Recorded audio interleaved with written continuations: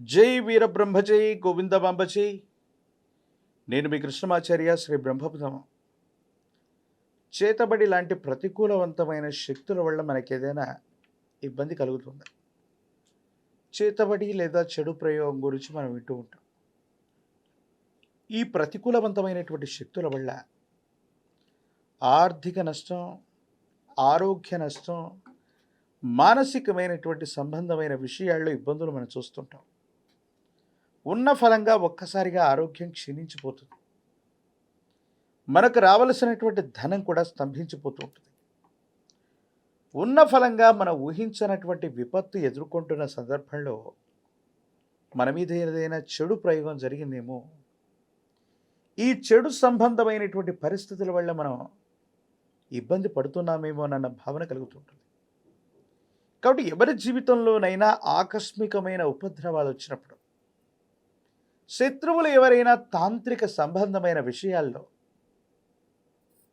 మన మీద ప్రయోగాన్ని చేయటం వల్ల ఆర్థిక నష్టాన్ని, ఆరోగ్య నష్టాన్ని, మానసికమైనటువంటి సంఘర్షణని, కుటుంబంతో విరోధాలని, ఏకకాలంలో అనేక సమస్యల్ని మనం ఎదుర్కొంటూ జీవితం మీద విరక్తి కలిగేటువంటి ఆలోచన వస్తుంది అంటే ఇది చెడు సంబంధమైన తాంత్రిక ప్రయోగం అయ్యి ఉండవచ్చు. మరి ఈ విధమైనటువంటి పరిస్థితి వల్ల మనకు ఏం జరుగుతుంది? వ్యాపారంలో తీక్షణమైనటువంటి నష్టాలు వస్తాయి. మళ్ళీ వ్యాపారాన్ని నిలబెట్టుకోవడానికి చాలా ప్రయత్నం చేయొచ్చు, లేదా ఆ వ్యాపారంలో మనం తట్టుకొని నిలబడగలిగినటువంటి పరిస్థితి ఉండదు. ఉద్యోగం పోవటం, లేదా అపార్థాలు, అపోహలు ఎదుర్కొనటం, సస్పెండ్ అవ్వటం, చేయని పొరపాటికి సంజాయిషి ఇచ్చుకోవాల్సి రావటం, చక్కగా ఉన్నటువంటి కాపురంలో కలతలు రావటం, భార్యాభర్తల మధ్య కూడా ఎడబాట్లు సంభవించటం, కుటుంబం విచ్ఛిన్నమైపోవటం, భార్య లేదా భర్తకి ప్రాణహాని కలగటం, దుర్మరణాల పాలవటం, లేదా జీవితాన్ని ఇక చాలిచ్చేద్దాం, జీవన గమనం వద్దనుకున్నటువంటి ఆలోచనలు కలుగుతూ ఉంటాం. ఈ విధమైనటువంటి పరిస్థితులు కనుక వస్తున్నట్టయితే ఇది ఏదైనా చెడు ప్రయోగం వల్ల మనకి ఆలోచనలు వస్తున్నాయి, ఈ కష్టాలు కలుగుతున్నాయి.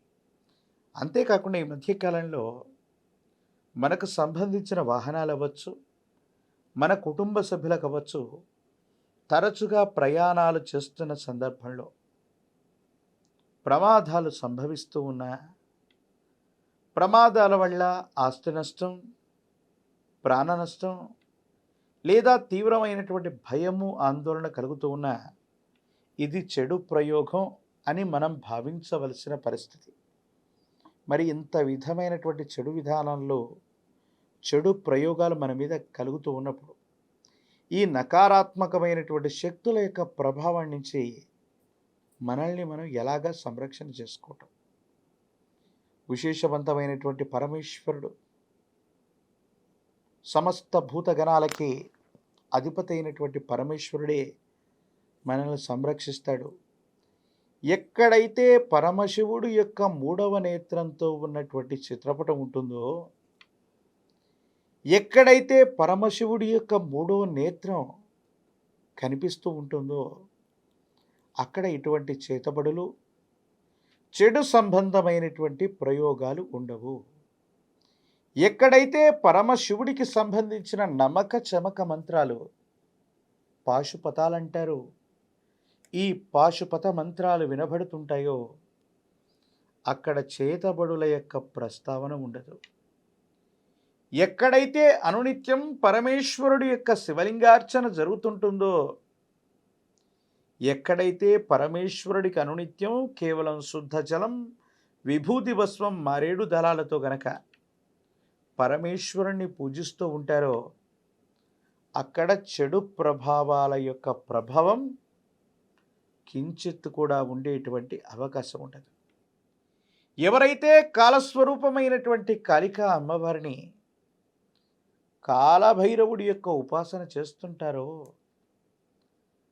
కాలభైరవ స్వామిని పూజిస్తుంటారో అమావాస్య లాంటి తిథి రోజు కాళికా స్వరూపాన్ని ఆరాధన చేస్తారో వాళ్ళ దైనందిన జీవితంలో ఈ చెడు ప్రభావం యొక్క స్థితిగతి వాళ్ళ మీద ప్రభావం చూపెట్టే అవకాశం లేదు.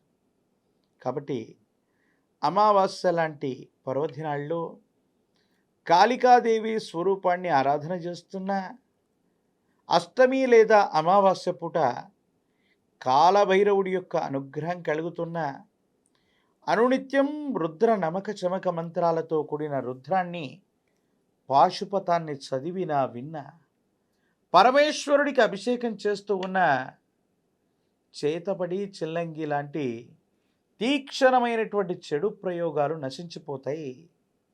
మీ దైనందిన జీవితంలో వ్యాపార నష్టం, ఆస్తి నష్టం, ఆరోగ్య నష్టం, కుటుంబపరమైనటువంటి ప్రభావాల్లో జరిగేటువంటి ఇబ్బందులు తప్పకుండా నివారించబడుతూ ఉంటాయి.